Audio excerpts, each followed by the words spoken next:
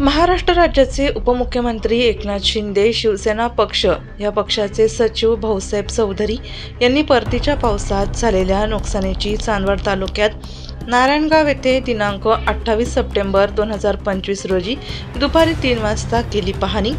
परतीच्या पावसाने नाशिक जिल्ह्यासह राज्यात अतिवृष्टी तसेच अनेक भागात ढगफुटी सारखा पाऊस झाल्याने शेतकऱ्यांच्या शेतामालाचे अतोनात नुकसान झाले आहे। तर चांदवड तालुक्यात गेल्या 2 दिवसांपासून सततधार पाऊस असल्यामुळे शेतकऱ्यांचे शेतातील कांदे, सोयाबीन, भुईमूग, मक्का, टोमॅटो आदी पिकांचे नुकसान झाल्याची पाहणी स्वतः भाऊसाहेब चौधरी शिवसेना पक्षाचे सचिव आणि चांदवड तालुक्यातील नारायणगाव येथे केली पाहणी।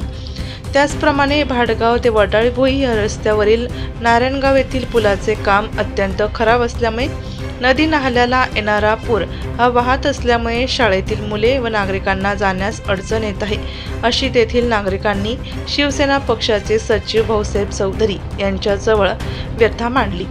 त्याचप्रमाणे भाऊसाहेब चौधरी यांनी याकडे आम्ही लवकरात लवकर लक्ष देऊ असेही सांगण्यात आले। त्याचप्रमाणे नारायणगाव येथील शेतकरी मांदळे यांनी सांगितले की आम्हाला शासनाने कर्जमाफी करावा व आम्ही सरकारला विसरणार नाही असे सांगण्यात आले। भागाची पाहणी केली, काय केलं? एक मी आता नाशिक जिल्ह्यातील चांदवड तालुक्यातील नारायणगाव या परिसरामध्ये फिरतोय। अक्षरशः प्रत्येक शेतामध्ये जवळजवळ गुडघ्या एवढं पाणी आहे आणि जी पिकांची पाहणी केली ती पिकं म्हणजे जे काय आसमानी संकट आपण बघतो शेतकऱ्यांवरती भयंकर असं संकट ओढवलेलं आहे।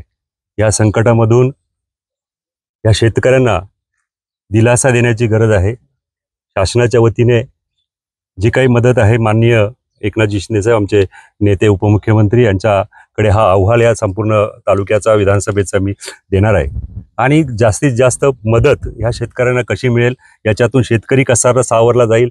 मी आता एक ठिकाणी नदीची पाहणी केली, त्या नदीच्या पुलावरनं सुद्धा जवळजवळ कमरे एवढं पाणी वाहतंय। 8-8 दिवस मुलांना त्या ठिकाणी शाळेत जायला होत नाहीये। प्रचंड अशी अवघड परिस्थिती ह्या पूर्ण भागामध्ये आहे आणि माझी शेतकऱ्यांना विनंती आहे, शेतकरी बांधवांना, मी एक शेतकऱ्यांचा मुलगा आहे, की हे संकट आलेलं आहे, या संकटातून आपण लवकर बाहेर पडू। या संकटातून बाहेर पडण्यासाठी जी काही मदत लागेल शासनाची मदत आपल्याला नक्की केली जाईल। शिवसेनेच्या वतीने सुद्धा या ठिकाणी आपल्याला जी काही शक्य होईल ती मदत आम्ही करू। मी आता रेणुका माता मंदिराचं त्या ठिकाणी दर्शन घेतलं, तिलाही साकडं घातलं की ह्या सर्व आसमानी संकटापासून आमच्या शेतकऱ्यांना धीर दे आणि ह्या शेतकऱ्यांना या संकटापासून वाचव। साहेब, आपला पक्ष सत्तेत आहे, आपण सत्ताधारी पक्षाचे सचिव आहात आणि आपल्या पक्षाचे उपमुख्यमंत्री देखील आहे। अशा काळात आपल्या पक्षाच्या वतीने आणि शासनाच्या वतीने शेतकऱ्यांना कसं असतं? नाही का शेतकऱ्यांच्या वतीने तुम्हाला माहिती आहे की 2 दिवसापूर्वी ज्या दिवशी मराठवाड्यामध्ये आसमानी पाऊस झाला, प्रचंड पूर आणि हे सगळं आलं, माननीय शिंदे साहेबांनी सर्व कार्यक्रम रद्द करून त्या ठिकाणी मराठवाड्यामध्ये गेले, जालन्यामध्ये गेले, त्या संपूर्ण भागाची पाहणी केली आणि जास्तीत जास्त मदत या शेतकऱ्यांना कशी देता येईल या ठिकाणी ठाम आहेत। त्या दृष्टीने प्रत्येक आमचा पदाधिकारी आहे, कार्यकर्ता आहे, त्या ठिकाणी शेताच्या बांधावर जातोय शेतकऱ्यांचा आणि त्यांना दिलासा देतोय की हे जे संकट आलं या संकटातून आपल्याला सर्वांना त्यातून बाहेर येण्यासाठी आपल्याला शासन मदत करणारच आहे, पण त्यांना धीर देणं हे सुद्धा एक गरज आहे आणि धीर देण्याचं काम आम्ही त्या ठिकाणी त्यांना करतो। कांदे, सोयाबीन, मका अतोनात नुकसानग्रस्त पूर्ण नुकसान झाली। कांद्याची या संदर्भात आपण आपल्या शासन स्तरावर ओला दुष्काळ जाहीर होण्याचे काही संकेत दिसत आहेत? नक्कीच ह्या संपूर्ण भाग जो आहे, काही ठिकाणी ज्या भागात मी फिरतोय या ठिकाणी पावसाळी फक्त 1-2 पिकं, तर उन्हाळ्यामध्ये ह्या पूर्व पट्ट्यामध्ये काही पिकं होत नाही।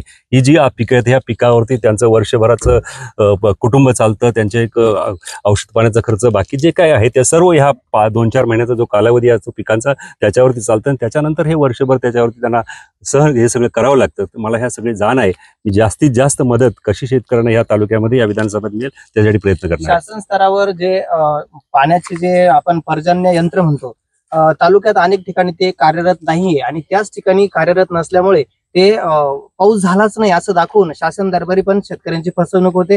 तालुक्यात नवे आज जिल्ह्यामध्ये भरपूर तुम्ही बघितल्याप्रमाणे पाऊस चालूच आहे, परंतु तरीही काही मंडळनी हा पाऊस हा नोंद होत नाहीये त्याची।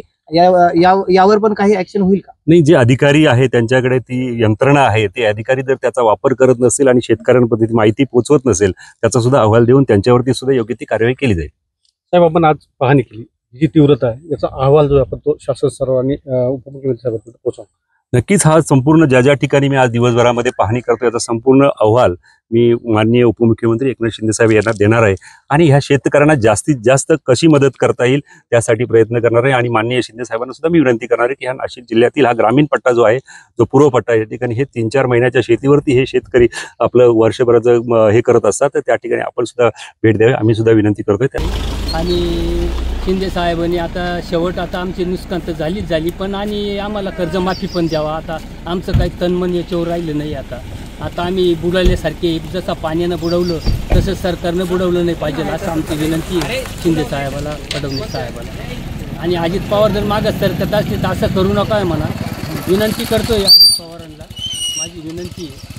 आणि हे इथून पुढं आणि तुम्ही आमचे, आम्ही तुमचंही, म्हणून आम्ही तुम्हाला कधी विसरलो नाही, तुम्हाला आम्ही सत्तेवर ठेवू अशी आमची विनंती आहे. डीजे महाराष्ट्र न्यूजसाठी मुख्य संपादक देविदास जाधव, चांदवड.